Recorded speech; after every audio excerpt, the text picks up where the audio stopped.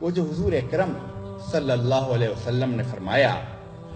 وہ جو 5 ادوار والی مشہور حدیث ہے کہ اللہ کے رسول صلی اللہ علیہ وسلم نے فرمایا یہ میرا دور ہے، دور نبوت، کچھ عرصے رہے گا ختم ہو جائے گا۔ پھر آپ صلی اللہ علیہ وسلم نے فرمایا پھر خلافت ہوگی، اور اس میں الفاظ ہیں علی منہاج النبوہ۔ ابھی پچھلے دنوں منصورہ میں مولانا عبد المالک صاحب شیخ الحدیث والقرآن ہوتے ہیں، میں نے خاص کر اس حدیث کو ذرا ان سے نکلوایا، اس کے متن کو دیکھا تو جو دوسرا دور کا تذکرہ ہے خلافت علی منہاج النبوہ وہ ہوگی، اور آپ صلی اللہ علیہ وسلم نے فرمایا وہ بھی ختم ہو جائے گی۔ پھر آپ صلی اللہ علیہ وسلم نے فرمایا پھر بادشاہتیں ہوں گی، وہ بھی رہیں گی، بالآخر وہ بھی ختم ہو جائیں گی۔ پھر آپ صلی اللہ علیہ وسلم نے فرمایا پھر ایک جبر کا دور ہوگا، سختی کا، گویا تشدد کا اور شکنجے کسے ہونے کا دور ہوگا، اور پھر آپ صلی اللہ علیہ وسلم نے فرمایا وہ دور بھی گزر جائے گا، اور پھر آخری دور کا آپ صلی اللہ علیہ وسلم نے تذکرہ فرمایا، اور آپ نے فرمایا پھر سے علی منہاج النبوہ نظام استوار ہوگی۔ ایک اس خلافت راشدہ کے بارے میں آپ کے الفاظ یہ ہیں کہ علی منہاج النبوہ خلافت ہوگی، اور یہ آخری دور اس کے بارے میں بھی الفاظ یہی ہیں کہ علی منہاج النبوہ نظام استوار ہوگا۔ یہ تو علی منہاج النبوہ نظام استوار ہوگا، اور سرکار دو عالم صلی اللہ علیہ وسلم نے اگر فرما دیا تو واقعہ یہ ہے آپ کی تو ہر بات جیسا کہ آپ صلی اللہ علیہ وسلم نے فرمایا تھا کہ یہ مکہ مکرمہ ہے، ایک وقت آئے گا تم دیکھو گے اس کا سینہ چیر دیا جائے گا، اور اس کی عمارتوں کو تم دیکھو گے، پہاڑ چھوٹے رہ جائیں گے، عمارتیں بلند ہو جائیں گی۔ 70 سال پہلے بلکہ مولانا تقی عثمانی صاحب انہوں نے اس حدیث کی تشریح کرتے ہوئے لکھا کہ 70-80 سال پہلے علماء کرام محدثین اعظام اس حدیث کو پڑھتے تھے، سوچتے تھے کیا ہوگا، مکہ مکرمہ کا سینہ چیر دیا جائے گا، نہروں کی طرح کا جال بچ جائے گا، اور عمارتیں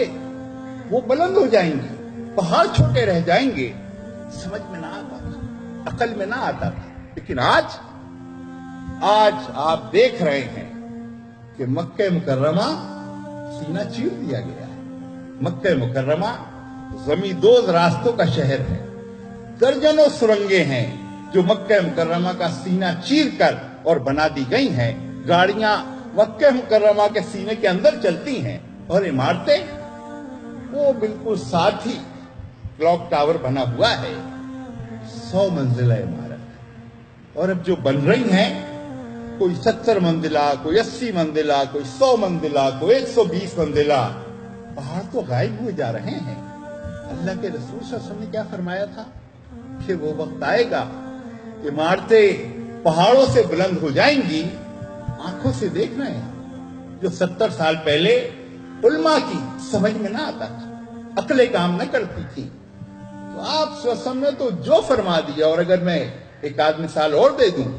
کہ اللہ کے رسول صلی اللہ علیہ وسلم نے فرمایا کہ ایسی سواری پر سفر ہوگا جس کو تم دیکھو گے ہوا میں ایسے اڑ رہی ہوگی جیسے تم بادلوں کو اڑتے ہوئے دیکھتے ہو، اور زمین کے فاصلے سمٹ اور سکڑ جائیں گے۔ اور پر مزید وضاحت کرتے ہوئے آپ صلی اللہ علیہ وسلم نے فرمایا کہ اس کے دونوں کان 30 اور 40 ہاتھ لمبے ہوں، اور پھر مزید ذرا وضاحت کی، اس لیے کہ اس زمانے میں ساری سواریوں کے پیٹھ پہ سفر ہوتا تھا، ہاتھی کے بھی اور گھوڑے کے بھی اور خچر کے بھی اور اونٹ کی بھی۔ آپ صلی اللہ علیہ وسلم نے فرمایا اس کی پیٹھ پہ نہیں، پیٹ میں بیٹھ کے سفر ہوا کرے گا۔ اور اب آپ سوچیں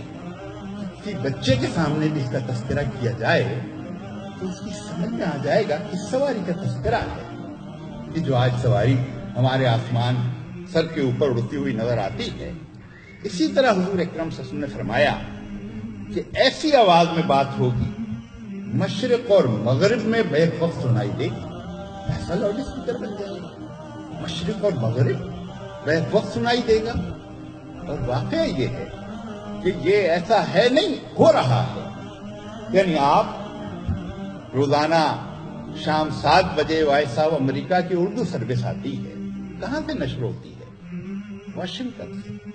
ہزاروں میل دور۔ 8 بجے BBC کی اردو سروس آتی ہے، کہاں سے نشر ہوتی ہے؟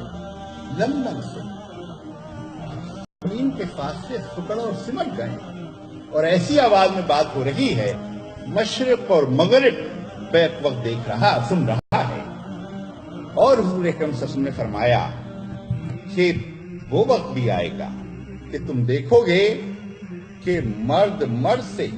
اور عورت عورت سے شادی کرے گی، مرد مرد سے اور عورت عورت سے شادی کرے گی۔ عقلیں ماری جائیں گی کیا ان کے دماغ معاف ہو جائیں گے؟ لیکن یہ جو 70% مغربی ممالک ہیں وہاں یہ قانون ہے، مرد مرد سے شادی کر لو، عورت عورت سے شادی کر لے۔ یعنی آپ صلی اللہ علیہ وسلم نے جو فرمایا وہ بالکل سامنے آ کر کھڑا ہو گیا ہے۔ اسی طرح حضور اکرم صلی اللہ علیہ وسلم نے فرمایا کہ الا منہاج النبوہ، پھر سے ایک نظام استوا ہو، اور واقعہ یہ ہے کہ ایسے ہی لوگ کر سکیں گے کہ میرا تو سب کچھ میرا نبی ہے، ان کے دل کے اندر یہ بات رہی، صرف نعرے نہ ہو۔ یہ جو محبت جس کا نام ہے یہ کوئی بیان ہی کی جاتی ہے، اس کا تو اظہار پوری کیفیت سے ہوتا ہے۔ تو جو علامہ اقبال نے کہا تھا کہ سالار کارواں ہے میر حجاز اپنا، اس نام سے ہے باقی آرام جان۔